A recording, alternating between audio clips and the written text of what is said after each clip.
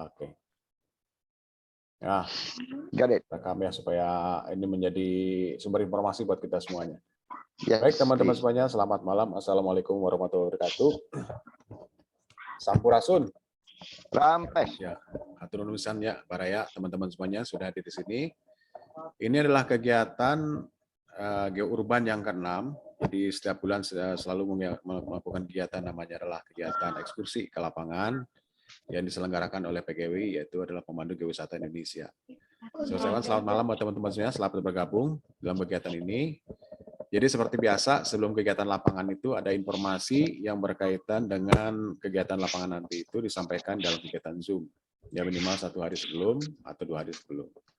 Nah ini hari ini, tepatnya tanggal 25 Februari, kami selaku penyelenggara akan menyampaikan sebuah informasi berkaitan dengan rencana nanti kita akan berangkat ke lapangan tanggal 27 Februari, yaitu kita akan berangkat satu lokasi namanya di daerah Cikapundung.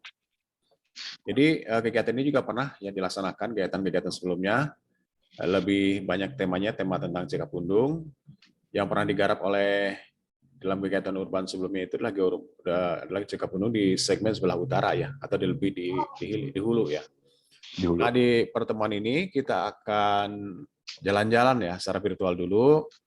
Untuk kegiatan offline-nya itu adalah tanggal 27. Jadi untuk kegiatan hari ini kita akan lebih banyak bicara di segmennya itu di segmen tengah ya. Segmen tengah itu jadi mulai dari Gandok ya tepatnya, kemudian bergeser melewati daerah Viaduk ya, Babakan Ciamis, kemudian ke Sumur Bandung, nanti akan berakhir pertemuan di daerah Bojongsoang. Begitu kurang lebih ya kira-kira. Baik teman-teman semuanya, izin saya sharing dulu ya. Dan ini juga ada Pak Felix ya, ada Pak Felix juga hadir. Nanti Pak Felix juga akan bantu sebagai narasumber yang berkaitan dengan kegiatan kita nanti. Karena kegiatan geurban ini sifatnya adalah pro bono, yaitu dilaksanakan oleh kita untuk kita. Kemudian keinginannya adalah ini adalah sebagai arena belajar bersama lah. Ya, karena diselenggarakan oleh PGWI tentunya sebagai arena belajar untuk membuat narasi, termasuk bagaimana cara penyampaian narasinya itu sendiri. Begitu kurang lebih. Oke, kita mulai saja. Sebentar. Ya, kita mulai saja ke slide pertama. Oke, saya izin share ya. Terlihat ya teman-teman semuanya? Ya. Oke, makasih. Baik, inilah kegiatan, ini poster kegiatan kita, yaitu namanya Legio Urban. Geo itu arti bumi, urban itu adalah informasi berkaitan tentang sejarah, baik sejarah budayanya, sejarah peristiwa, sosial, politik ya di dalamnya, yang semuanya dikaitkan dengan kegiatan alamnya itu sendiri ya. Jadi ada geonya, geo itu artinya adalah bumi lah kurang lebih seperti itu. Dan sebelumnya saya ucapkan juga terima kasih kepada teman-teman di Ayu TV CC ya, ID ini sudah diudarakan Mbak. Jadi nanti bisa menembus seluruh teman-teman atau saudara-saudara kita yang tidak memiliki akses pada internet, jadi bisa disaksikan atau dinikmati dengan melalui decoder atau melalui satelit ya, jadi nanti bisa sampai ke pelosok. Baik teman-teman, saya lanjut saja. Jadi kegiatan kita nanti itu akan meliputi 3 tema ya, yaitu yang pertama kita akan jalan-jalan, kita bercerita tentang sejarah bumi Cikapundung yang membelah kota Bandung. Ya ada sebuah sungai yang bergerak dari utara ya, berhulu dari utara, kemudian akan bertemu atau muaranya itu di sekitar Bojongsoang. Jadi totalnya itu sekitar 28 km ya perjalanan si air Cikapundung itu sendiri. Ya mulai berawal dari Gunung ini ya, Gunung Bukit Tunggul, Gunung Pangparang, kemudian itu mengalir melalui Sesar Lembang, kemudian dia berbelok ke arah selatan, kemudian menelusuri hingga sampai Tahura sampai ke bawah dan memotong kota Bandung. Kemudian yang keduanya nanti kita akan perkenalan juga ya, kenapa kok Dendels itu memilih kota Bandung yang melalui Cikapundung ini. Sedangkan kota Krapyak dan kemudian Parakan Buncang sudah ada sebelumnya ya, kenapa kok dipindahkan ya, dan memotong persis ada di kota Bandung saat ini. Jadi pasti ada alasan dan ada aspek-aspek kebumian ya lah, atau ada aspek-aspek pemilihannya, termasuk baik itu dari segi sosialnya, sisi politiknya, dan kemudian juga yang paling terpenting adalah bagaimana jalan itu sendiri itu dibangun. Juga menarik ya buat teman-teman semuanya. Nah kemudian yang terakhir adalah kita akan mengajak teman-teman semuanya, karena selama ini yang namanya Danau Bandung Purba itu selalu dalam literatur ya, literasi dikatakan Bandung dulunya itu digenangi oleh sebuah tubuh air yang sangat luas sekali, yaitu sampai berapa? Hampir 40 kali 60 km. Dan kemudian kalau kita tanya buktinya di mana ya? Karena buktinya genangan itu sendiri sudah tidak nampak lagi, tidak terlihat. Tapi sebenarnya masih ada bukti ya, atau dari bukti yang bisa kita saksikan bersama-sama.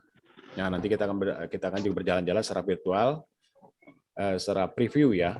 Jadi nanti tanggal 27 akan didetailkan kembali ya. Kita tunjukkan barangnya di sana. Seperti itulah kurang lebih ya. Baik teman-teman semuanya, ini yang sebelah kiri ini adalah peta ya, peta Kota Bandung. Ya, yang berwarna kuning ini adalah batas dari litologi atau batas batuan penyusun.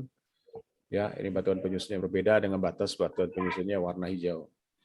Jadi yang warna kuning ini adalah hasil dari kipas ya, kipas alam vulkanik, atau misalnya ini adalah dari material hasil letusan Gunung Tangkuban Parahu. Kemudian dia mengendap, menyebar, bentuknya seperti kipas ya, seperti longsoran ya, sebutnya debris. Kemudian di bagian hijau ini adalah endapan Danau Purba. Jadi Danau Purba itu sudah ada sebelum terbentuknya Gunung Tangkuban Parahu. Nanti kita akan masuk ke detailnya gitu ya teman-teman semuanya. Ya. Nah kemudian kita akan masuk kembali. Ini yang sebelah kanan ini, buat teman-teman nanti tanggal 27, kita akan berangkat tepat pukul 7 ya. Nanti kita ketemu di daerahnya persis ya, di daerah Viaduk. Nanti kalau misalnya teman-teman melihat ada kereta api ya, kereta api nongkrong, loko ya, loko yang nongkrong, berarti itu tempat kita pertemuannya, tepat nanti kita pukul 7 tepat, kita akan kumpul di sana. Kemudian nanti kita akan bergeser ke beberapa lokasi, diantaranya akan bergeser ke daerah, ada jembatan Pasar Cikapundung. Kemudian kita akan bergeser kembali ke daerah Plaza ya, Plaza Cikapundung. Nanti kita akan menyaksikan sendiri ya bagaimana si sungai itu membelah kota. Kemudian terakhir adalah kita akan berkunjung ke Sumur Bandung atau di tepatnya di daerah X Palaguna. Tadi ingin berkunjung di daerah PLN ya, tapi PLN karena kemarin juga dicek perlu izin khusus ya. Jadi mudah-mudahan nanti kalau misalnya dengan jumlah tidak terlalu banyak, apakah bisa secara langsung atau tidak. Begitu ya teman-teman semuanya. Dan ini adalah kegiatan detailnya itu seperti ini ya kurang lebih ya. Ini posisi-posisinya seperti ini. Dan kegiatan ini dilaksanakan dengan cara jalan kaki lah ya teman-teman semuanya. Kalau gaya urban juga kemarin kegiatannya menggunakan roda 2 atau menggunakan motor karena jaraknya cukup jauh. Tetapi untuk pertemuan nanti kegiatan gaya urban ke-6 ini jaraknya cukup pendek ya, sekitar 1 km. Dan kemudian durasi kegiatannya kurang lebih adalah sekitar 2 jam. Ya 2 atau sampai 3 jam mungkin ya, karena ada kegiatan interpretasinya. Nah, kemudian juga mengenai safety juga penting, menjadi ingatan buat teman-teman semuanya, bahwa kegiatan nanti tanggal 27 akan dilaksanakan secara mandiri, kemudian juga mohon diperhatikan masalah prokes juga ya, termasuk CSE-nya. Dan kemudian kita sudah sepakat bahwa ini akan dibatasi dengan jumlah partisipan yang tidak banyak. Jadi dalam kendali yang paling pas. Begitu ya teman-teman semuanya. Baik, kita kembali lagi ke presentasi ini. Ya, ini adalah foto udara. Ya, teman-teman semuanya, ini adalah foto udara dari ketinggian kurang lebih sekitar 100 meter ya, di atas permukaan laut ya. Kemudian di sini kita bisa menyaksikan ada gedung BRI ya, ini adalah satu-satunya gedung paling tinggi saat itu di Kota Bandung.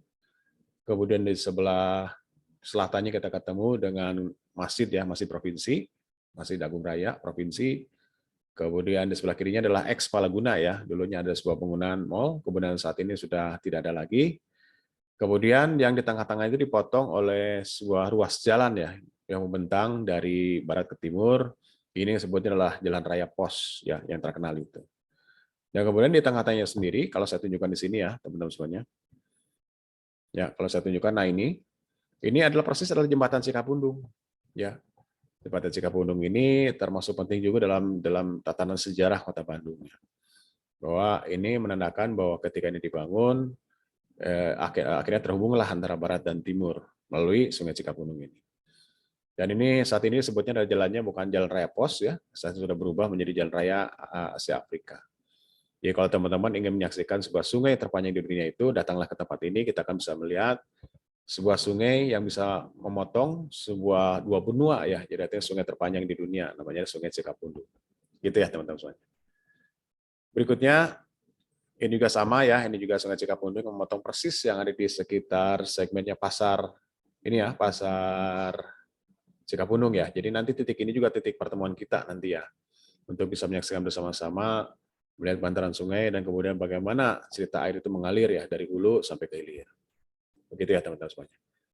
Nah, ini berkaitan dengan Cikapundung itu sendiri, tentunya teman-teman pasti pasti paham ya dengan simbol-simbol yang ada di sini. Ya, nanti Opa Felix juga pasti udah ini ya, udah pengen cerita ya. Ya, Pak Felix ya.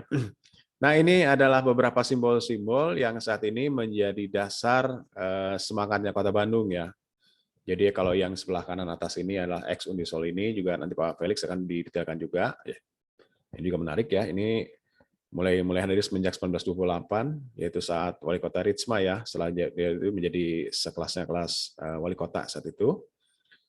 Kemudian yang sebelah kanan adalah warna hijau, warna kuning, dan warna biru ini adalah bendera yang ditetapkan melalui anggota Dewan DPRD tahun 1953 ya, menandakan dari semangatnya Kota Bandung ya. Artinya apa? Nanti silahkan nanti kita cari sendiri ya. Akan detailkan lagi nanti ya di slide berikutnya. Kemudian di bawahnya itu sendiri ini adalah logonya provinsi, logonya Kota Bandung ya, Kemari Wibawa Mukti ya. Ada air, kemudian ada Tunggal Barahu, dan kemudian ada warna kuning. Ini warnanya juga persis yang ada diputuskan melalui DPRD tahun 1953. Nah, kemudian ternyata ada satu menyelip ya, satu jenis buah-buahan ya, ini juga penting ya, karena berkaitan dengan Cikapundung itu sendiri. Karena kita paham bahwa secara toponimi, kalau kita bicara tentang sumber mata air di daerah Kasundaan ya, di masyarakat Sunda pasti menyebutnya adalah Ci. Ci itu bisa cai ya, bisa juga berkaitan dengan mata air, bisa juga berkaitan dengan sungai ya.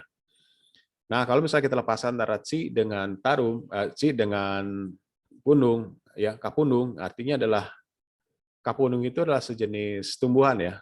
Tumbuhannya persis yang ada di gambar ini, sebutnya adalah menteng. Ya, bukan menteng ya, atau menteng. Jadi ada sebuah pohon namanya pohon Kapundung. Ya, kemungkinan orang tua kita melihat di bantaran Sungai Cikapundung itu ada sebuah pohon Kapundung, kemudian sebutlah dikenal menjadi namanya adalah Cikapundung. Kemudian seperti itu ya teman-teman semuanya. Nah, kemudian kembali lagi ke Kota Bandung itu sendiri.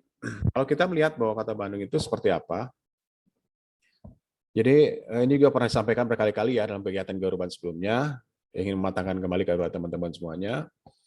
Ini adalah wilayahnya Cekungan Bandung ya. Jadi kalau kita melihat, kalau ke arah kiri kita itu berarti ke arah utara, ke arah kanan berarti adalah ke arahnya ke arah selatan ya. Jadi kalau kita melihat, ini kurang lebih lah ya, ini adalah warna biru itu adalah Sungai Cikapundung yang membelah ya, membelah arahnya itu dari utara ke selatan, dan kemudian berasal dari gunung ini ya, Gunung Bukit Tunggul dan Gunung Pangparang di sini, kemudian dia membelah masuk ke Sesar Lembang, ini adalah Sesar Lembang, kemudian dia akan berakhir di sekitar Bojongsoang ya, pertemuannya antara Cikapundung Kolot, Cikapundung, dan kemudian bertemu dengan Citarum. Sekitar sini ya. Nah, ini adalah segmen ini yang kita akan pelajari nanti ya. Kita akan datangi bersama-sama, yaitu segmen dalam kurang lebih sekitar 1 km.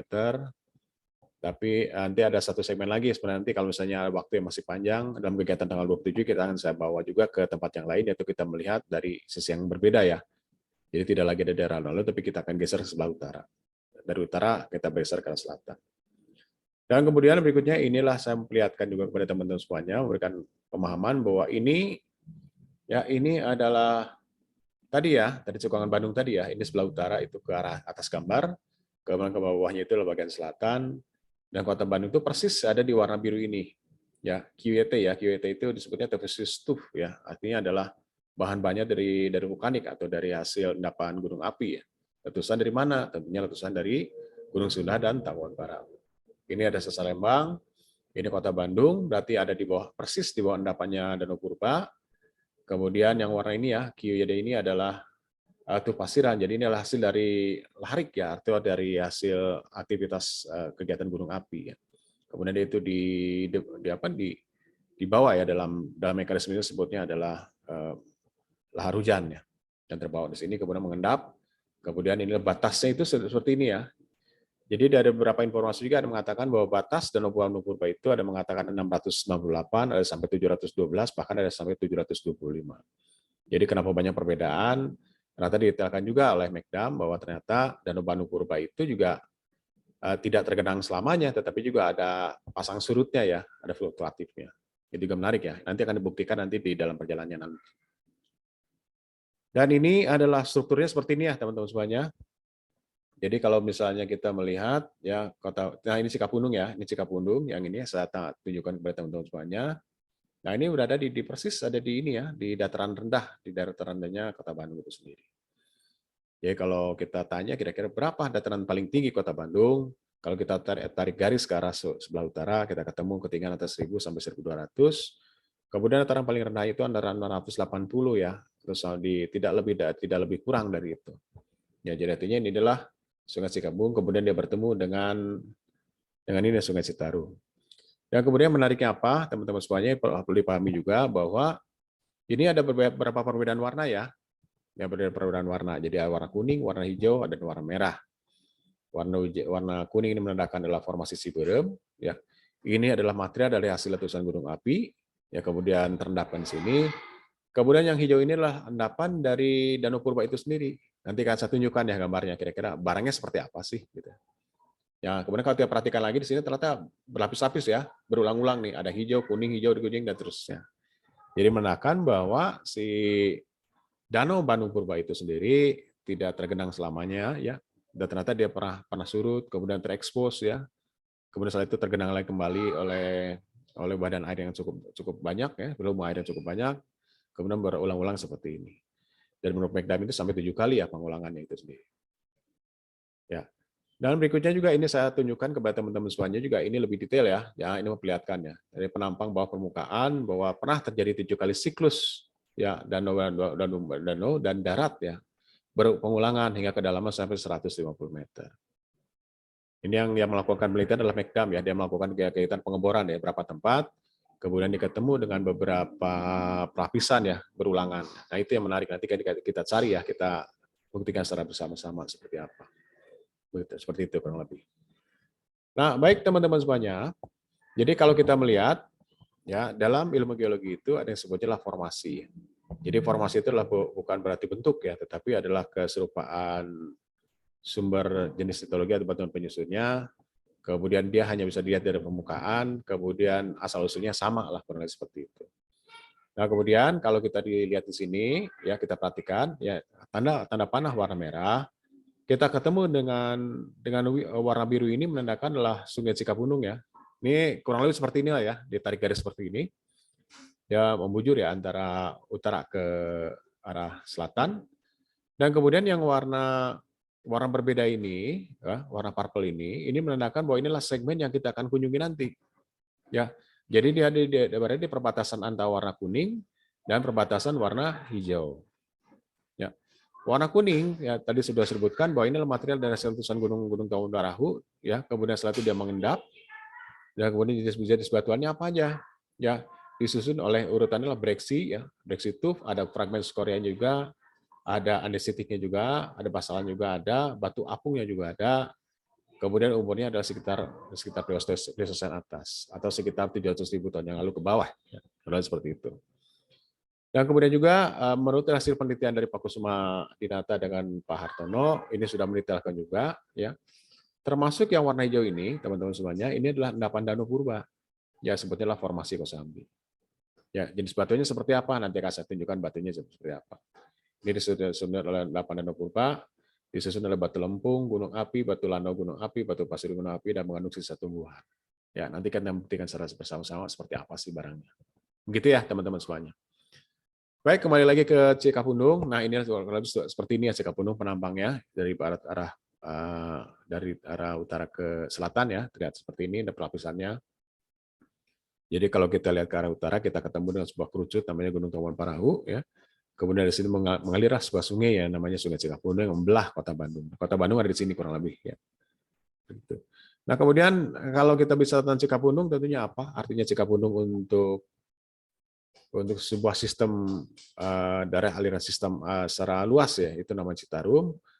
Jadi Cikapundung itu sendiri adalah bagian dari subdasnya Citarum atau anak sungainya Citarum. Jadi seluruhnya itu ini adalah luasan dari area tangkapan dari Sungai Citarum itu sendiri, termasuk dari Sungai Cikapundung yang nanti kita kunjungi. Ya. Jadi Cikapundung itu adalah bagian besar dari sebuah sungai ya. Sebuah badan sungai namanya Sungai Citarum. Jadi semuanya masuk ke sana, semuanya alirannya. Nah, kemudian apa yang terjadi dengan Sungai Cikapundung? Jadi kalau misalnya kita jalan-jalan juga, kita gali lebih dalam, menarik ya teman-teman semuanya. Di slide ini juga sama memperlihatkan, ini arah aliran perjalanan Cikapundung tadi ya, panjangnya sekitar 28 km ya, memanjang nih seperti ini. 28 km, kemudian menariknya apa? Ternyata dia mulai dari hulunya itu berada di daerah Gunung Bukit Tunggul, antara Pangparang, kemudian dia bertemu, kemudian dia mengalir melalui Sesar Lembang, kemudian dia berbelok ya ke arah selatan, kemudian berpisah antara Sungai Cikapundung dan Sungai Cikapundung Kolot, kemudian dia bertemu di daerah Dayakolot. Nah, di sini kita ketemu di sini, kita saksikan bersama-sama. Nah, ini adalah gambaran Belanda ya. Ini adalah gambaran Belanda. Dulu pernah ada sebuah informasi yang mengatakan bahwa ada sebuah lokasi wisata yang menarik ya, yang ada tepatnya di daerah Dago ya. Dagunya Dago atas, namanya sebutnya adalah Curug Dago. Inilah gambaran. Ini adalah sepertinya mungkin foto ya, foto kemudian setelah itu diwarnai ya. Ini sudah biasa ya dalam teknik pewarnaan ya, karena saat itu fotografi belum ada yang warna ya, warna baru masuk ke sekitar tahun 65-an. Jadi masih ada hitam putih seperti ini.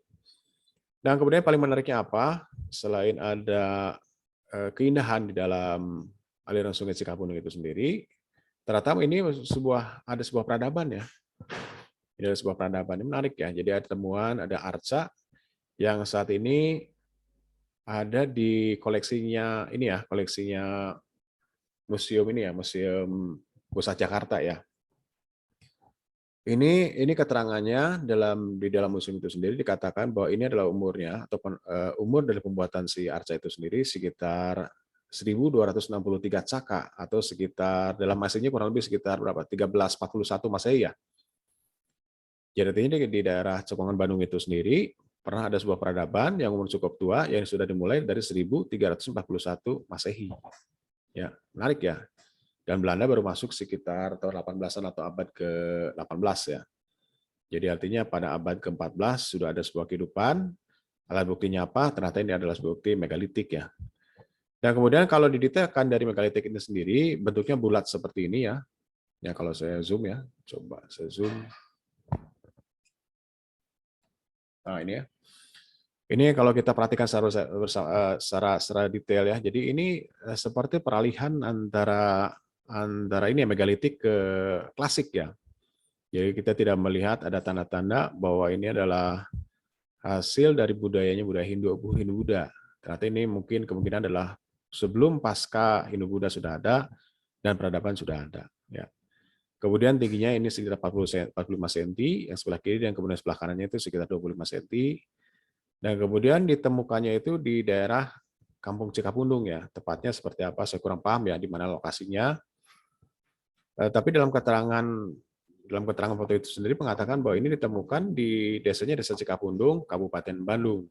Ya, apakah Kabupaten Bandung diserah menjadi KBP, ada di sebelah hilirnya, atau apakah ada di sebelah hulunya. Juga menarik nanti menjadi bahan kajian buat teman-teman semuanya. Ya. Dan ini berikutnya adalah foto-foto Belanda ya, foto-foto Belanda, kegiatan eksplorasi untuk kegiatan wisata. Jadi geourban itu dari zaman Belanda sudah ada ya. Yang sering jalan-jalan melihat pemandangan, kemudian memaknainya menjadi sebuah informasi bumi itu seperti ini ya. Ini yang foto yang sebelah kiri yang kita putih ini bisa diduga ini di sekitar lebih ke arah utara ya. Lebih ke arah utara. Jadi kalau kita jalan-jalan sekitar Tahura, kita ketemu dengan dinding tegak seperti ini. Nah, inilah dinding ini adalah formasinya formasi Ciberem. Jadi batuannya batuan breksi gunung api semuanya. Nanti kalau kita ketemu di sana, ini batuannya bongkah-bongkah cukup besar sekali. Kemudian sama juga sebelah kanan. Dan ini adalah foto lama ya. Ini juga pangling ya buat teman-teman semuanya. Kalau saya sering jalan-jalan ke daerah Curug Dago. Curug Dago ya, Curug Dago ketemu seperti ini. Saat sudah berubah. Jadi kalau hari ini seperti ini ya. Udah jadi tempat selfie ya. Ya juga menarik ya. Nah, ternyata Curug Dago itu dia mengalirkan material hasil letusan mulai dari Gunung Sunda dan Gunung Kamuan Barahu. Jadi kalau kita melihat di permukaan saat ini, yang paling muda yang muncul di permukaan, ini adalah formasinya formasi Cikidang. Ini menurut Pak Kusmandiata, ini dikatakan bahwa ini formasi Cikidang. Kemudian disusun oleh material adalah aliran lava.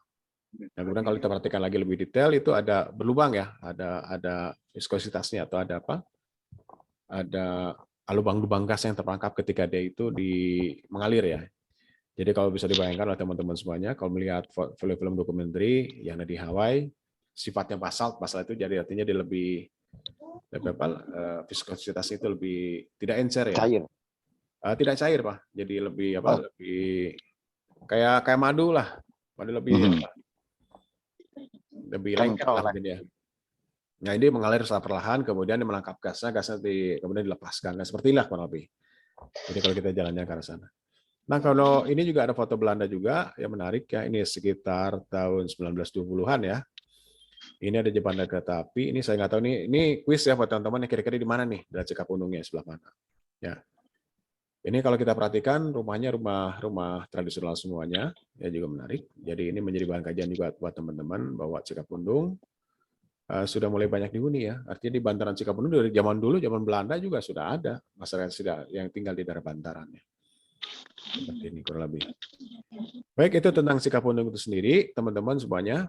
Nah, kemudian tadi ada pertanyaan, kira-kira buktinya bahwa Bandung itu dulu pernah terendam oleh sebuah air ya, atau sebenarnya Danau Bandung. Di mana buktinya? Ya. Jadi kalau kita melihat lagi peta, kembali ke peta lagi ya. Kita kan. Nah, ini yang warna kuning ini adalah pelamparan atau ini adalah material dari hasil letusan Gunung Kawun Perahu tadi ya. Kemudian sebutnya formasi Ciberem, ya dia menumpang di bagian atas. Kemudian yang bagian tuanya itu atau lebih terdahulu yang sudah ada sebelumnya adalah formasi Cikosami. Informasi Cikosami itu adalah endapan dari ini ya Danau Purba. Jadi batasnya di mana? Nah ini kurang lebih ya. Kalau kita tarik sedikit ke arah utara, nah di sini ya batasnya. Karena batas Danau Purba itu di sini. Berarti kalau kita ketemu di angka antara 720 ya atau misalnya 690, kita ketemu titiknya itu, bahwa itu adalah titik pantai, garis pantai dari Danau Purba Bandung sebelah utara. Nah, kemudian di daerah ini kalau kita perhatikan ya, kalau kita perhatikan di daerah warna kuning inilah formasi Ciberem tadi disusun oleh breksi ya, ada breksi itu seperti material itu fragmental seperti ini ya. Ini batuannya batuan vulkanik semua. Kemudian fragmental ya, fragmental itu menyudut dan kemudian tajam. Kemudian dia terendapan, kemudian tersemenkan oleh tuff ya, dan kemudian urutannya itu adalah breksi itu fragmen skoria. Skoria itu ada yang tadi ya, yang gas yang berlubang-lubang tadi. Sifatnya ada agak andesit dan basaltik juga, jadi artinya warnanya tidak terlalu terang atau tidak terlalu tua ya. Kemudian juga ketemu dengan pamis atau batu apung. Jadi menandakan ini hasil dari letusan sangat luar biasa atau eksplosif ya. Kemudian dimuntahkan, kemudian dia bisa jadi bahwa ini material inilah yang menutup dari jalurnya Citarum, tertutup akhirnya tergenang menjadi sebuah danau namanya Danau Bandung Purba. Nah, kemudian kalau kita besok kita jalan di sekitar sini ya. Jadi kita ketemu hanya dengan banjir batu-batu seperti ini ya. Litologinya seperti ini, batuan produksinya seperti ini. Jadi sifatnya lebih besar, kasar ya. Kemudian ada yang bongkah fragmental seperti ini. Tetapi kalau kita lihat lebih ke sebelah selatan, dari utara ke arah selatan, kita ketemunya itu adalah batu lempung, ada batu pasir ya, dan ada batu lanau. Jadi lebih halus ya. Kalau ini lebih kasar, ini lebih halus. Jadi artinya bisa dibayangkan bahwa pusat letusannya dari sebelah utara, kemudian dibawa ya oleh mekanismenya adalah aliran lahar ya. Kemudian setelah itu terendapkan di sini. Nah ini sebutnya kipas ya, kipas vulkanik itu adalah ini. Kemudian terendapkan. Jadi artinya yang kasar itu terendapkan di sebelah utara, kemudian yang lebih halus itu lebih ke arah selatan. Kita ketemu dengan seperti ini. Ya. Nah sayangnya untuk kegiatan besok kita hanya di lokasi ini, tetapi kalau masih ada waktu harus menggunakan kendaraan ya, menggunakan roda 2 atau roda 4, kita akan jalan-jalan ke daerah sekitar Mengger atau di daerah Batu Nunggal ya. Batu Nunggal ini kalau kita ketemu dengan batas bypass, kita bergerak ke arah selatan. Dan ini adalah beberapa singkapan-singkapan sebenarnya banyak bisa kita saksikan juga bersama-sama ya. Jadi ini adalah salah satu singkapan yang ada di daerah formasi itu masih formasi Ciberem ya. Jadi ini masih fragmental ya, kurang-kurangnya besar. Dan didominasi oleh tuff, ada skoria juga, kemudian ketemu dengan batu aktif. Tapi kalau kita ke arah selatan ketemu dengan kondisi seperti ini ya. Ya inilah Sungai Cikapundung ya, sudah mulai tertutup ya, sudah berhimpitan dengan masyarakat. Dan kemudian kembali lagi ke gambar tadi ya. Jadi kalau di sungai ini kita ketemu dengan batuan penyusun seperti ini ya, fragmental seperti ini, sebutnya breksi ya, breksi vulkanik.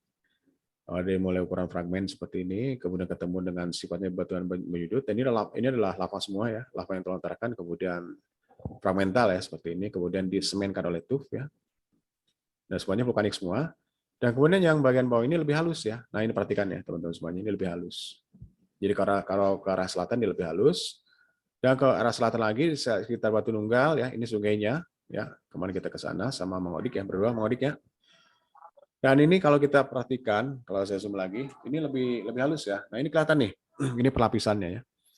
Jadi ada yang warna lebih terang, ada yang warna gelap, ketemu lagi warna lebih medium ya. Ini ya artinya perlapisan ya. Jadi kalau bisa bayangkan kalau kita menyeduh kopi, yang halusnya itu ada di atas, yang kasarnya ada di bagian bawah. Jadi ini adalah bukti dari endapan Danau Purba itu adalah ini. Jadi ketika Bandung digenangi oleh badan air sangat besar sekali, di dasarnya itu adalah ini diantaranya. Kita sering ketemu lumpur, ketemu dengan batu yang lebih halus, ya, ketemu pasir yang ada di bawahnya, seperti itu. Dan kalau kita jauh lagi semakin ke arah selatan, kita ketemu pertemuan. Nah inilah pertemuan Sungai Cikapundung yang sebelah atas gambar, inilah Sungai Cikapundung, kemudian sebelah kanan itu sendiri adalah Sungai Cikapundung Kolot. Ya. Jadi sudah perlihatkan ya. Jadi Cikapundung itu terbelah menjadi dua, satu Cikapundung yang mengalir cenderung ke arah barat, satu lagi cenderung ke arah timur. Kemudian bertemu di daerah Bojongsoang. Ya, ini tepatnya di daerah Dayakolot. Jadi nanti kan saya masuk ke ceritanya itu tentang ada sebuah kota nanti digeser oleh Dendels, tadinya ada di sini, kemudian digeser ke sebelah ke utara. Seperti itu. Nah, ini ada pemandangan ya. Ini foto udara pemandangan untuk melihatkan dari inilah kota lama ya, kota lamanya Kabupaten Bandung. Ya, terus kemudian Krapyak atau Dayakolot. Nah, seperti inilah pemandangan seperti zaman dulu ya. Jadi jangan dibayangkan bahwa dulu itu adalah banyak rumah seperti ini, bisa dibayangkan bahwa inilah hutan semua ya. Bahkan juga Belanda ini atau misalnya bupati saat itu juga digunakan untuk daerah berburu ya. Jadi bayangkan bahwa ini bukan dataran rendah yang bersawah-sawah seperti saat ini ya. Bisa jadi saat itu dia berawak, kemudian ada hutan dan seterusnya. Kalau kita bandingkan seperti ini ya, ini kurang lebih sama ya. Ini adalah posisinya itu ke arah Bandung Timur ya. Jadi kalau cirinya apa, ini paling gampang ini ya, kita ketemu dengan Gunung Bukit Tunggul. Nah ini Gunung Bukit Tunggul, ini berarti mengarahnya ke arah, ini Manglayang ya, di sebelah kanannya Manglayang. Jadi ini adalah kemungkinan dari sekitar ujung Berung ya. Ini foto sekitar tahun 1920-an ya. Dan kemudian ini foto-foto lama juga mengenai pembangunan dari jalur itu ya, jalur Raya Pos. Jadi tadi kita cerita tentang Danau Bandung Purba dan buktinya di mana. Kemudian saat ini kita geser ke cerita yang lain itu berkaitan dengan Jalan Raya Pos. Inilah foto-foto Jalan Raya Pos yang pernah diabadikan oleh Belanda saat itu. Jadi inilah foto dari mulai tahun 1915, 1920 dan kemudian sampai 1930. Ya, ternyata ini adalah ya seperti inilah Jalan Asia Afrika zaman dulu ya, seperti Jalan Raya Pos. Jadi kalau misalnya kita jalan-jalan mulai dari Anyer sampai Panarukan, kemudian kita menyusuri jalan utama, sering kita ketemu dengan kantor pos, yaitu menandakan bahwa itu adalah papan batas ya yang dibangun ya antara per 15 km ya dibangun oleh Dendels saat itu untuk kebutuhan ini ya komunikasi ya, terutama untuk kebutuhan pos. Baik teman-teman semuanya, kita akan masuk ke tema berikutnya, yaitu berkaitan dengan Jalan Raya Pos tadi ya. Dan inilah foto, ini adalah gambar peta yang dilukis oleh F. Dehan ya. Ini F. Dehan juga termasuk tokoh penting ya. Ini beliau ini adalah ahli sejarah yang aktif sekali ya. Kemudian sangat detail ya menuliskan tentang Priangan. Dan ini menjadi sumber rujukan seluruh ahli-ahli sejarah ya untuk kalau kita bisa tentang Priangan mulai pada abad ke-16, 18 sampai abad 20. Nah, kemudian dari peta ini, F. Dehan, ini warna biru ini saya gambar ulang ya, teman-teman semuanya ya. Saya gambar ulang, kemudian ini adalah gambar Jalan Raya Pos yang melintasi dataran tinggi Priangan yang dibikin oleh Dendels ya, tahun 1806 sampai 1810. Dan ini membutuhkan, inilah proyek megaproyek lah. Ya. Kalau sekarang kan kereta api cepat. Kalau itu zaman Jokowi, kalau saat itu zaman Marskal Dendels ya saat itu. Jadi dia membuat sebuah jalan sepanjang hampir 250 km, membentang dari barat ke timur, kemudian dia membelah jurang-jurang dalam, lembah-lembah yang sangat tinggi, kemudian naik ke darat-daratan tinggi, kemudian membelah hutan dan seterusnya. Kemudian dijadikan sebuah jalan dari mulai Buitenzorg ya, dari mulai Batavia, Buitenzorg, kemudian ketemu Cianjur, ketemu sekarang Samuk di Setar Majalengka, kemudian berakhir di Cirebon seperti ini. Nah, ini adalah gambaran, ya ini gambar ini dulu deh. Ini gambaran. Jadi pada saat itu belum ada namanya teknologi untuk bisa menyeberangi sungai-sungai yang ada di sekitar Jalan Raya Pos ya. Jadi bagaimana caranya mereka menyeberang? Jadi ini foto lama ya, foto Belanda tahun 1920-an. Jadi zaman dulu itu orang-orang ingin menyeberang itu, apalagi menggunakan kereta atau pedati, ataupun menggunakan alat transportasi yang digerakkan oleh sapi saat itu, dia harus menyeberang dengan menggunakan sampan yang disandingkan ya. Nah inilah juga menarik ya, nanti juga ada beberapa informasi bahwa dua sampan yang disambung seperti ini sebutnya adalah banong ya, atau banding. Jadi nggak banding itu jadi digabung, jadi dua sampan digabung jadi dua. Apakah kata Bandung berasal dari sini, juga ada beberapa teori yang mengatakan seperti itu. Dan ini adalah bisa jadi ini di sekitar Citarum ya, atau mungkin di daerah sungai yang lain lebih ke arah timur. Dan ini adalah jembatan terbaru ya, jembatan kereta api. Ini salah satu konstruksi Belanda juga saat itu. Jadi memberikan ilustrasi kepada kita bahwa ternyata orang tua kita itu pada zaman-zaman perintisan itu dia harus menjaga sebuah sungai yang sangat lebar sekali, kemudian dengan lembah yang sangat curam, dan bisa dibayangkan bagaimana mereka bisa menggerakkan. Jadi banyak cerita lah di dalam situ bagaimana caranya perjalanan ini mulai dari Batavia sampai ke Bandung itu membutuhkan waktu sampai berhari-hari bahkan berminggu-minggu. Ya. Ini adalah lanskap kota Bandung itu sendiri yang saat ini ini adalah Bandung bagian timur, cekungan Bandung bagian timur. Juga menarik ya teman-teman semuanya. Nah seperti ini sudah padat ya oleh hunian-hunian. Tapi bisa dibayangkan bahwa zaman dulu tidak seperti itu. Baik teman-teman semuanya, kembali ke Jalan Daendels tadi. Jadi ini gambar yang di bawah adalah peta yang menjelaskan, ya ini garis merah yang bawah ini ya. Yang bawah ini adalah garis merah dari mulai Daranyer, Banten, ketemu Batavia, Buitenzorg atau Bogor, kemudian ketemu Bandung, Cianjur, Bandung, Sumedang, Cirebon, ya, Pakolon dan seterusnya, dan kemudian berakhir di daerah Panarukan. Dan ini ada jalur yang memang dirintis ya, jadi artinya bukan jalan baru ya, jalannya sudah ada dari dulu kok ya. Sudah ada, kemudian tugas Daendels itu bagaimana caranya dibikin lebar, kurang lebih sekitar 7,5 meter lebarnya. Kemudian dia mulai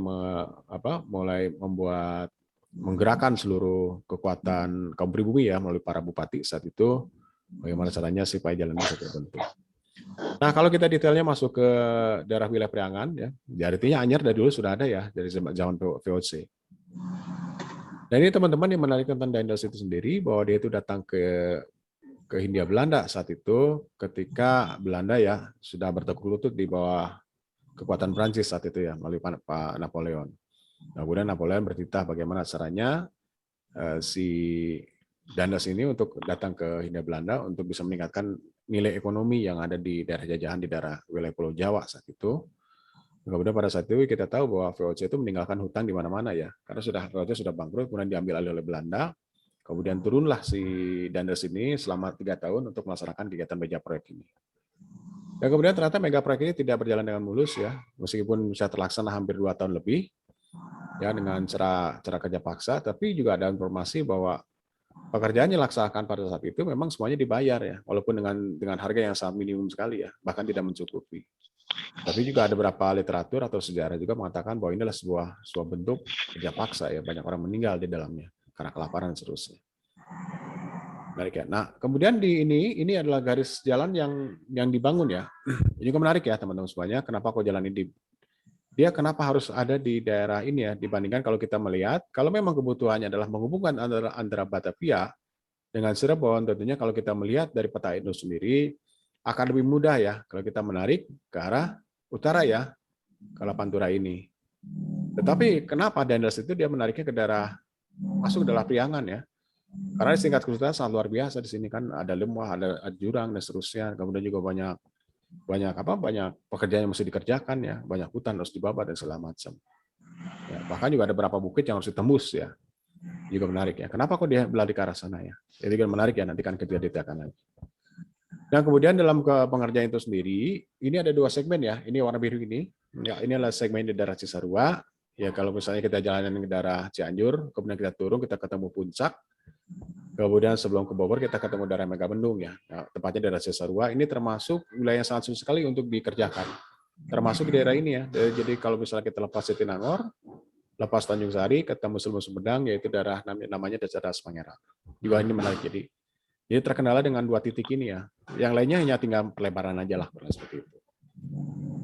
Nah, kemudian pertanyaan, mulai kapan jalan itu sudah ada? Jadi kalau ini adalah peta lama juga ya. Ini yang sebelah atas adalah peta tahun 1613 ya. Jadi artinya Sultan Agung sudah menggunakan jalur yang sama kurang lebih saat ini yang digunakan oleh Daendels ya. Jadi artinya jalan itu juga sudah ada dari dulu ya, dari zamannya Sultan Agung pada saat menyerang Batavia ya melalui perintahnya, melalui pergerakannya di Patukur ya, dengan Bau Reksa ya.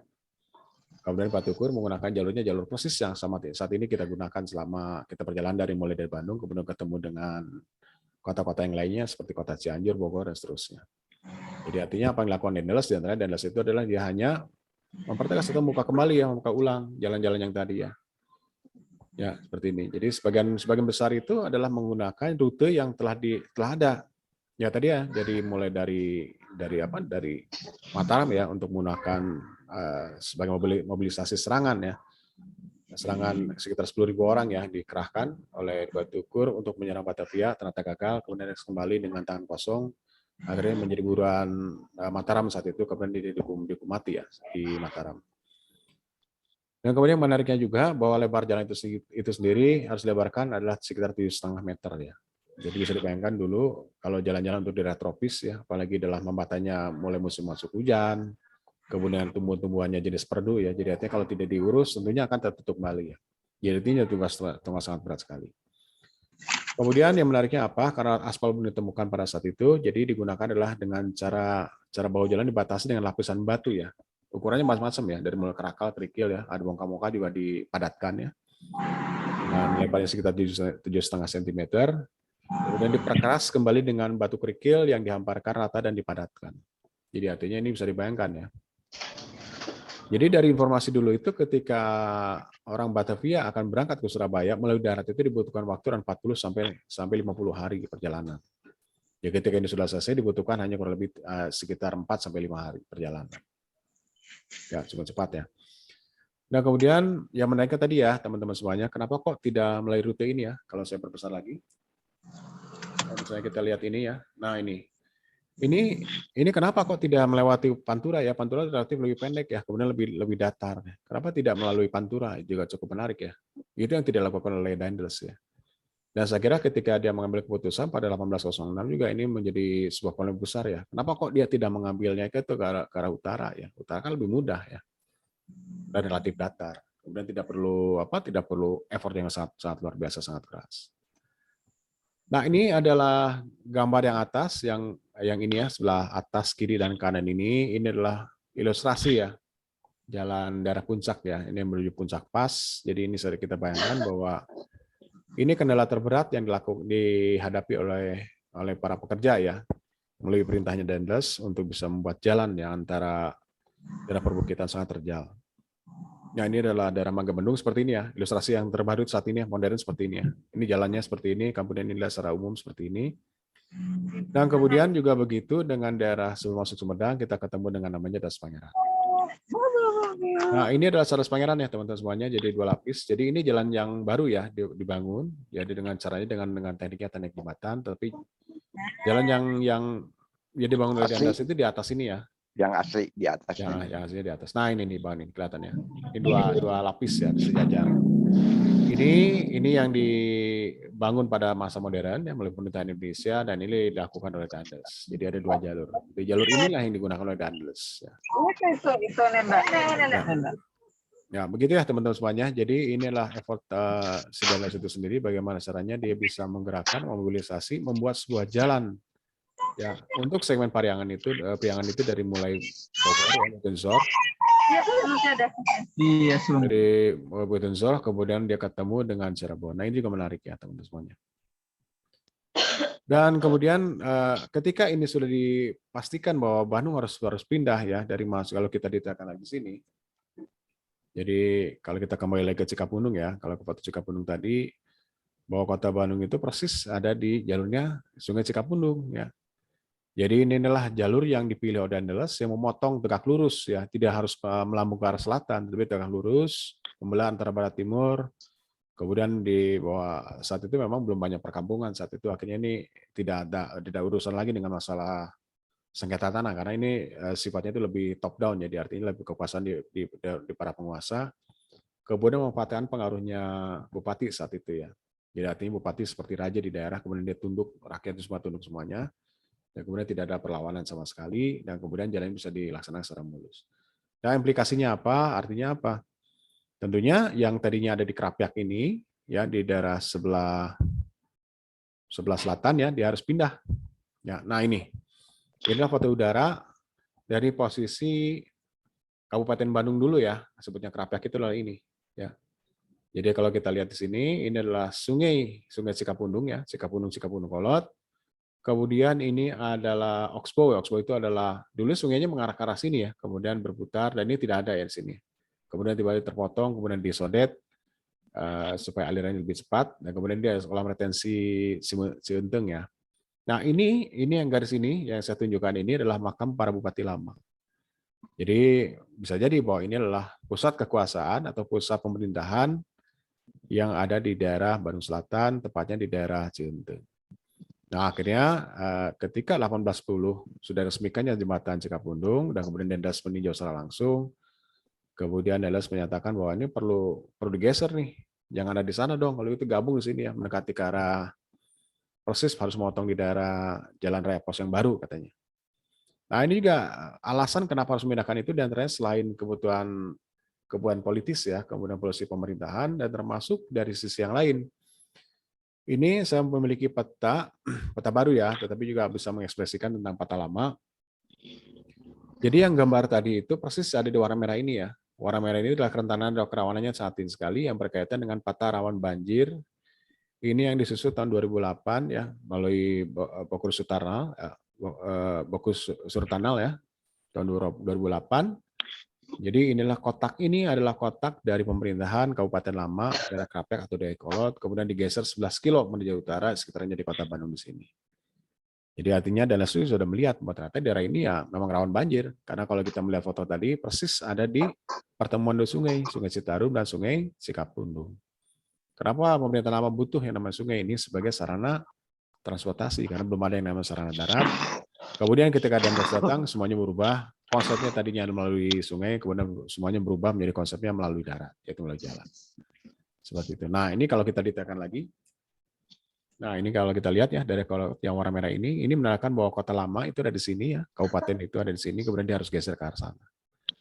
Jadi kalau tidak wilayah Periangan bukan hanya Krapyak saja, tapi juga termasuk di daerah Parakan Munsang ya harus bergeser ke arah Tanjung Sari. Ya. Jadi saat itu belum ada yang berani ya untuk bisa menentang Dendles. Ya.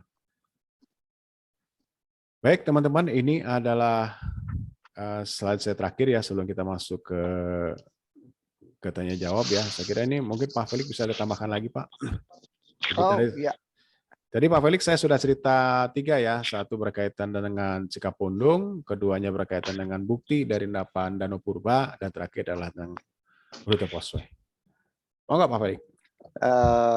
Buat saya yang sangat menarik adalah akhir daripada cerita ya, ketika Diners mulai menentukan jalur jalan raya Pos.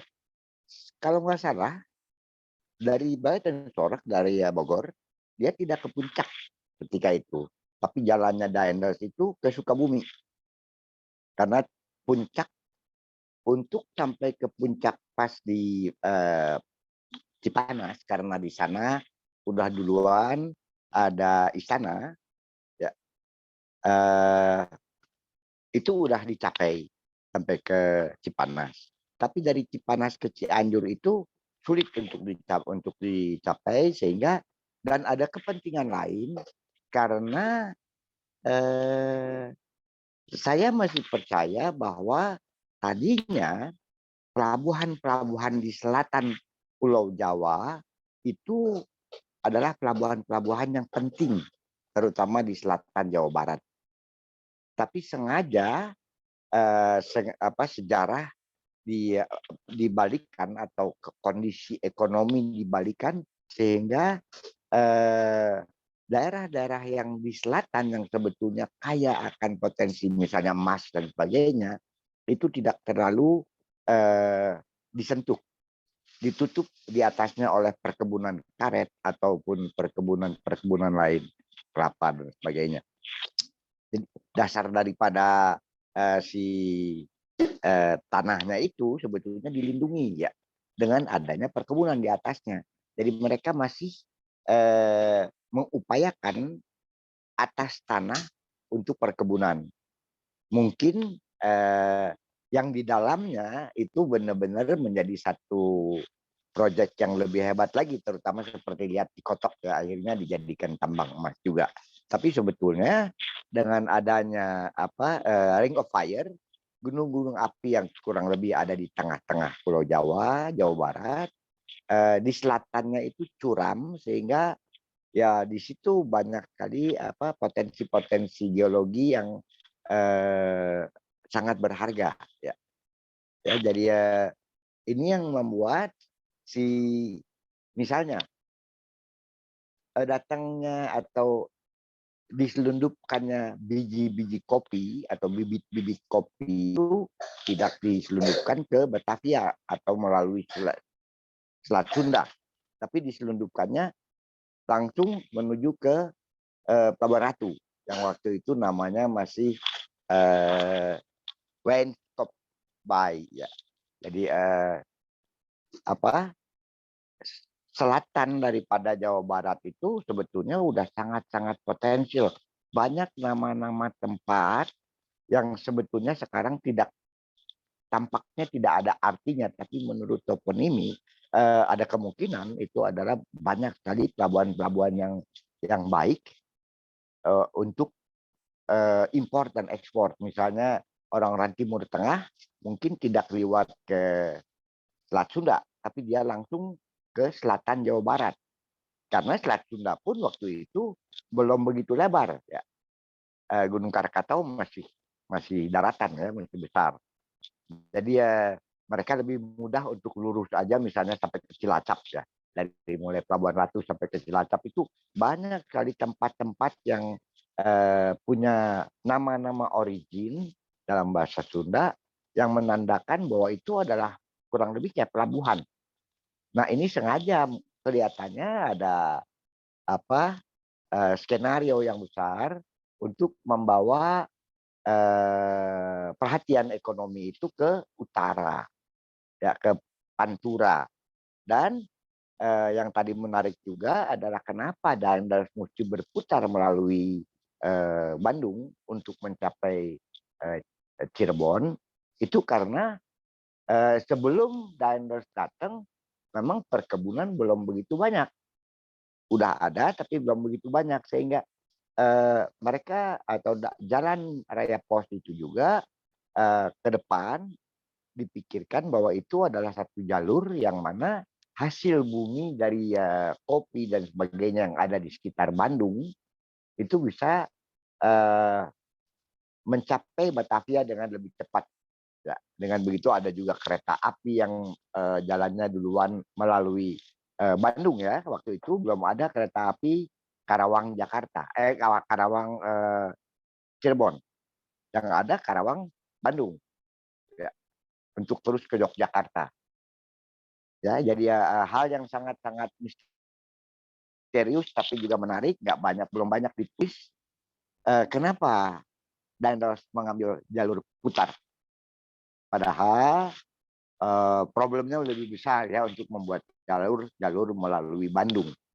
Tapi ya alasannya besar sekali kemungkinan ya karena investasi ya, karena investasi yang besar yang akan menghasilkan juga nanti income yang besar sehingga mereka berpikir untuk melalui jalur-jalur yang kurang lebih masih menyentuh sedikit bagian selatan atau tengah Jawa Barat.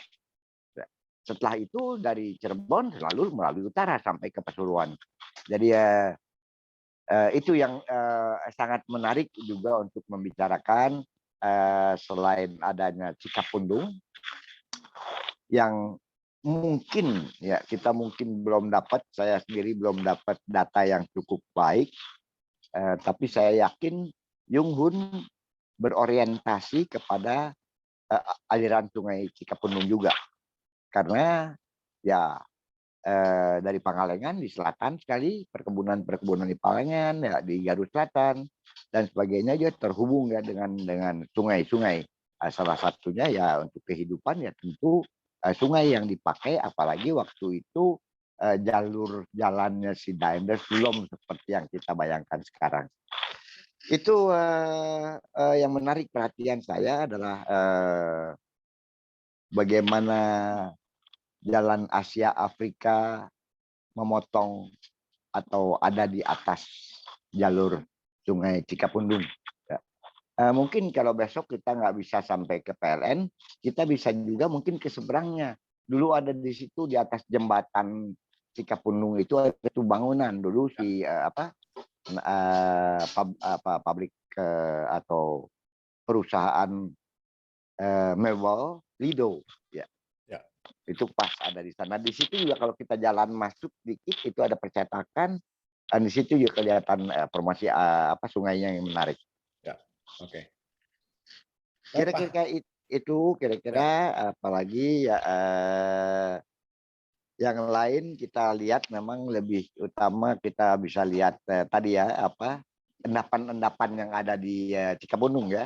Sebab kalau di daerah utara sini di daerah Dago dari Curug Dago, terutama di Curug Dago sebelumnya juga dari mulai PLN tangga 1000 itu formasi batunya tuh hitam hampir seperti ter, ya.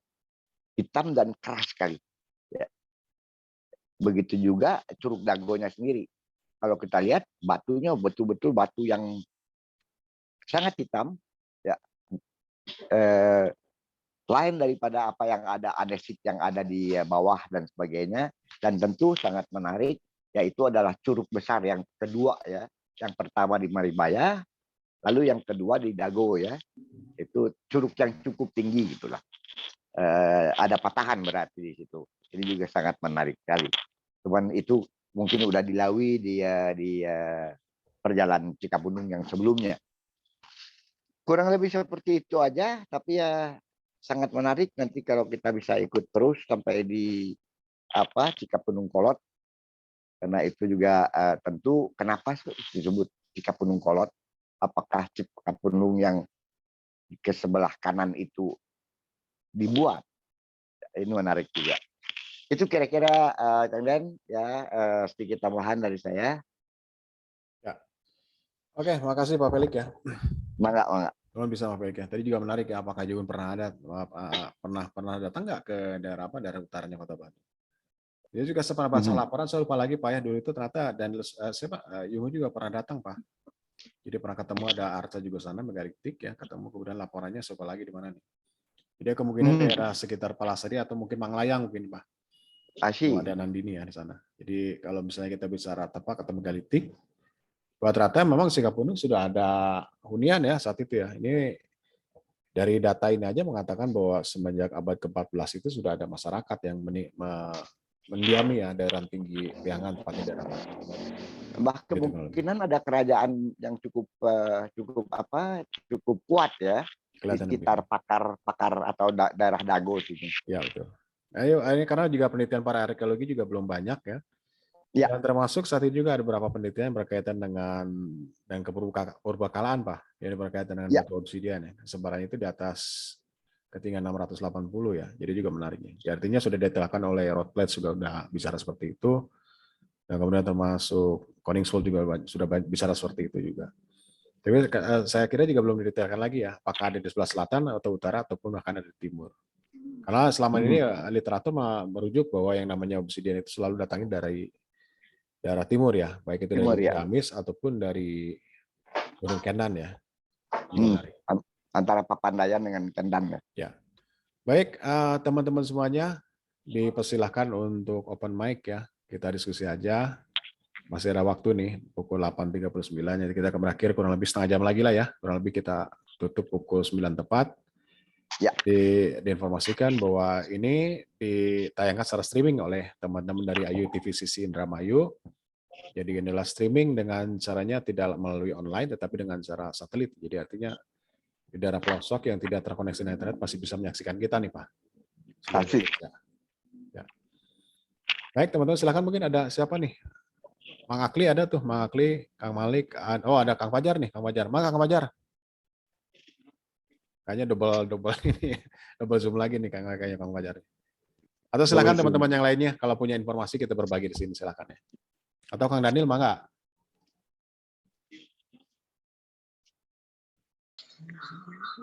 Ya, Assalamualaikum. Salam. Waalaikumsalam. Damang, nambahin yang tadi kata Opa, bahwa kenapa infrastruktur dibangun. Jadi prinsipnya pemerintah kolonial saat itu yang saya tahu lebih mementingkan mentransformasikan atau mengangkut barang daripada manusia. Kalau pemerintahan Jokowi sekarang kan lebih tertarik menggerakkan manusia untuk dibangun jalan tol, dibangun kereta api dan lain-lain dengan infrastruktur yang mahal. Nah, kalau pemerintah kolonial yang saya tahu, yang pernah saya baca-baca, lebih banyak mereka tertarik kepada bagaimana membawa atau mentransfer komoditas-komoditas ini supaya cepat ke pelabuhan, supaya hemat dan aman gitu sampai ke pelabuhan, sampai ke negara tujuan di Eropa. Karena nilai ekonomi dari hasil bumi itu jauh lebih tinggi daripada pergerakan manusia gitu. Itulah kenapa jalur-jalur kereta api dari Batavia ke Sukabumi, ke Bandung dan lain-lain sampai Nagreg dibelah dan lain-lain sampai bikin terowongan itu kan susah sekali gitu. Negara Belanda yang nggak punya gunung, cuman bukit-bukit bisa nantilah bisa mewujudkan proyek yang gila di luar nalar gitu ya, bikin jembatan-jembatan yang panjang kayak jembatan Cipada gitu kan, lumayan itu 600 meter dan lain-lain. Itu di Belanda sendiri kan teknologinya saat itu belum nyampe gitu, tapi dia pelajari dan dia aplikasikan langsung di daerah koloni di sini. Dan kan termasuk bahwa mengkomersilkan kereta api itu di negara jajahan di Hindia Belanda ini atau di Indonesia sekarang ini adalah yang kedua setelah di India gitu. Jadi kereta api ini lebih maju di kita di tanah jajahan daripada di negeri Belandanya sendiri sebenarnya. Betul. Teknologinya. Nuhun Mang Deni itu sementara sampai. Ya, terima kasih. Maka Kang Malik langsung, Kang Malik. Ya, Om Malik. Ini rupanya Kang Malik itu satu alumni dengan Opa Felix nih, alumni Omikron. Halo Kang. Semua Kang, udah semua Kang. Itu tadi saya menikmati presentasinya. Gambar-gambarnya menarik sekali tuh, bird eye view itu superb lah, keren. Saya sih nggak ada komen apa-apa, pengen sebenarnya ikut tapi kebetulan posisi lagi di Kalimantan Tengah jadi berhalangan Kang. Ya, besar. Saya kira itu lagi di RRC, enggak ya? Ya di Kalteng. Ya Cikapundung nih memang luar biasa, itu segmen 1 kilometer penuh ya, itu sangat menarik tuh dari sisi tata kota, dari sisi ya geowisata juga sangat menarik, dari sisi kalau misalkan itu dari sisi sejarah tuh itu ada arca-arca ditemukan di sepanjang Citarum. Itu kalau menurut saya pernah ngobrol sama Pak Lutfi Onzri, di kebun binatang tuh kan pernah ketemu arca tuh ya. Kebun binatang tuh pernah ketemu arca di sekitar kebun binatang. Terus dia nanya, kenapa nama daerah kebun binatang tuh namanya Taman Sari katanya. Apakah ada kaitannya dulu tuh apakah ada, tapi itu hanya spekulasi. Jadi kenapa namanya Taman Sari saya nggak tahu juga. Dulunya sejak kapan disebut nama jalan-jalan Taman Sari, atau ada cerita gimana? Karena di situ katanya di kebun binatang penemuan arca Cikapundung salah satunya itu. Itu. Terus apalagi ya? Ya makin ke hilir kita bisa lihat cerita apa Danau Bandung ya, waktu itu kita sama Kang Fajar juga ke sana lihat singkapannya. Ternyata Danau Bandung tuh bentuknya tuh kalau dilihat dari singkapan tuh nggak nggak monoton danau terus, tapi dia ternyata dinamik gitu. Ada kala dia pasirnya, ada kala dia danaunya, ada kala dia jadi berubah jadi darat. Jadi itu ternyata rekaman tentang apa namanya, tentang sejarah tuh bisa tampak gitu di situ.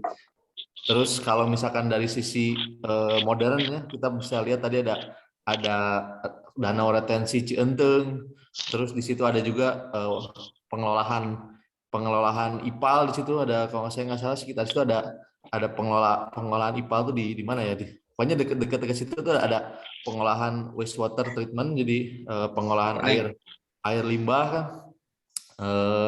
Terus ya banyaklah hal-hal yang kita nggak pernah lihat, tapi sebenarnya ketika dikunjungi dengan niat untuk belajar tuh luar biasa. Jadi saya sih senang sekali ada Kang Denny atau Nuhun Pisan nih, jadi inilah jadi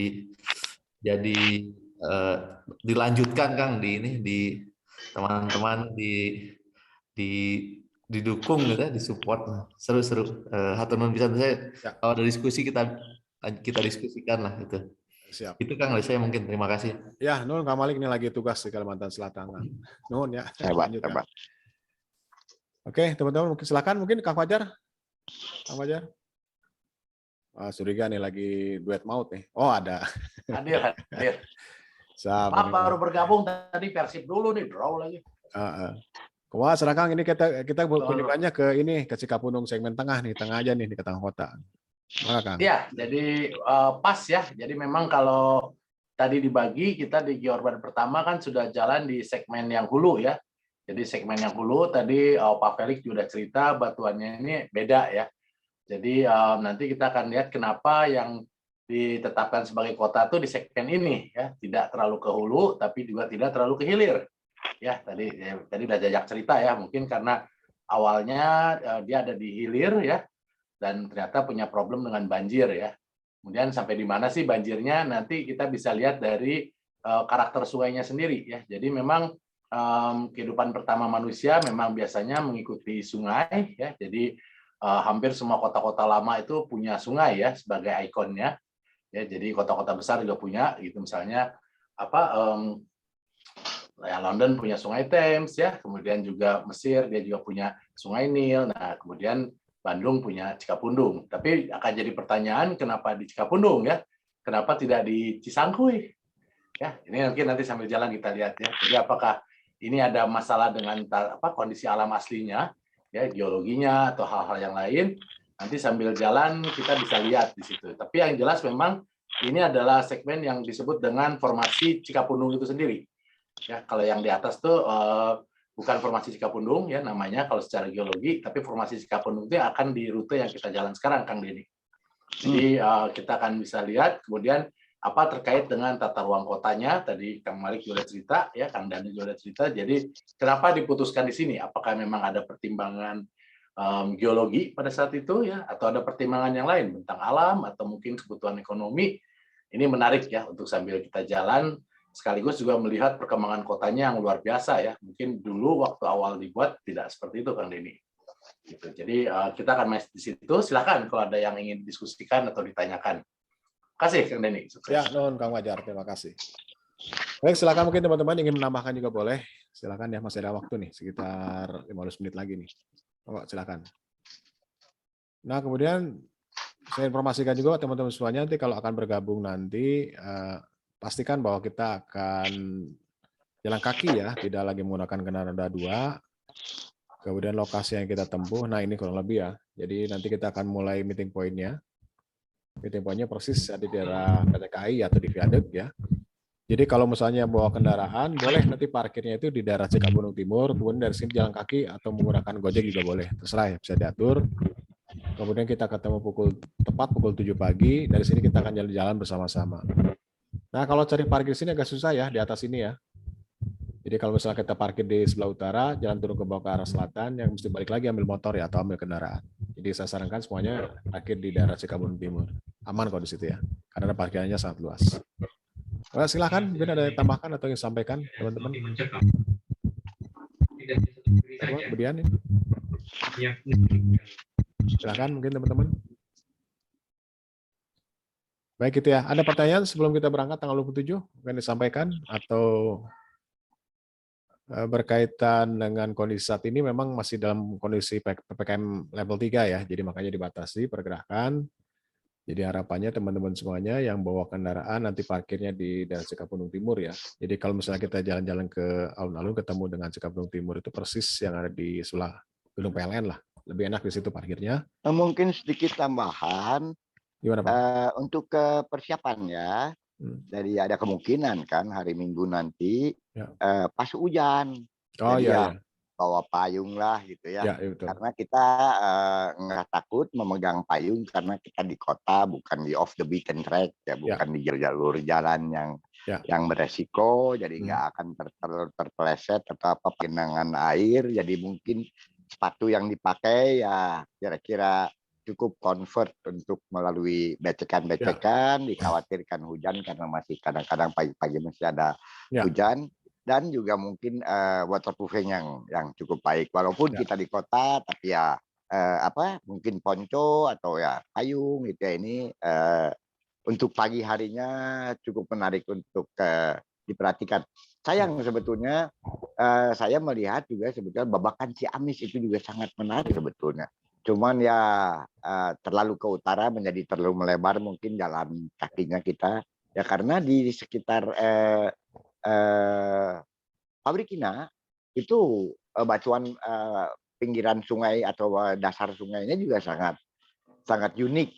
Lalu datang ketika di Babakan Ciamis di Jalan ABC, itu kita juga satu jembatan Cikapundung lagi, dan di situ ada tikungan, dan tikungan juga terbelah diberikan batuan-batuan yang memang dipasang di plaster untuk semacam pemisahan atau penyaringan sampah mungkin ya. Itu juga sangat menarik di daerah sana. Di dekat Petojo Es ya, menarik sekali. Tapi ya oke, mungkin ini nanti kita jadikan rujukan aja bagi mereka yang memang nanti mau lihat sendiri, silakan, atau kita bikin kelompok kecil lagi untuk lihat dari mulai viaduk sedikit ke utara sampai ke Jalan Pajajaran. Itu juga menarik. Baik, itu mungkin sedikit tambahan dari saya. Terima kasih. Ya, makasih Pak. Nanti kita bisa garap juga Pak yang segmen berikutnya. Ya, baik. Saya kira gitu ya teman-teman ya. Waktu menunjukkan pukul 8.52. Tadi sudah ada perjanjian bahwa kita akan berakhir pukul 21.00 WIB ya. Baik, kalau begitu saya kira cukup ya teman-teman semuanya. Kalau memang tidak ada yang disampaikan lagi. Jadi kalau untuk informasi yang berkaitan tenis, nanti akan sampaikan di grup WA aja ya. Yes. Di grup WA aja nanti ya, kita akan diskusi di situ. Dan seperti biasa nanti sebagai bintang tamu, Kang Fajar siapa ya? Kang Fajar ya. Itu sumur Bandungnya yang di bekas Miramar ya? Yang Denny? Yang Palaguna Kang. Ya, Palaguna. Yang kembar dengan yang di PLN ya? Ya. Parkiran bus. Parkiran bus kan, Sir. Menarik nih nanti. Yang parkiran Gibas atau PP itu? Kalau memang sempat kita bisa kunjungi juga kan yang ada di PLN lah, mudah-mudahan nanti bisa diakses ya. Karena kita tertutup ya masuk ke dalam wilayah administrasi PLN gitu ya. Ya, memang itu sepasang dulu. Jadi PLN dengan yang di Miramar ya. Dulu Miramar ya nama ininya. Opa pasti tahu persis tuh. Saya diruntuh. Tapi sekarang enggak. Jadi daerah tidak bertuan ini, jadi parkiran bus ini. Sayang, tapi nanti kita bisa lihat itu sebenarnya sepasang dia dulu sumur pertama di Bandung gitu, menurut hikayatnya. Tapi kita bisa lihat. Jadi kalau cerita siraman ya untuk yang asli Bandung tuh ya ambil airnya di situ sebenarnya. Kalau yang kan siraman tuh harus 7 air ya, jadi air kelahiran tuh kalau yang orang Bandung di sana selain air yang di rumahnya. Biasanya seperti itu. Tapi ya nanti kita lihat. Jadi apakah ya yang terawat dengan baik yang di gedung Ya. PLN ya, tapi ini yang di seberangnya justru lebih menarik gitu.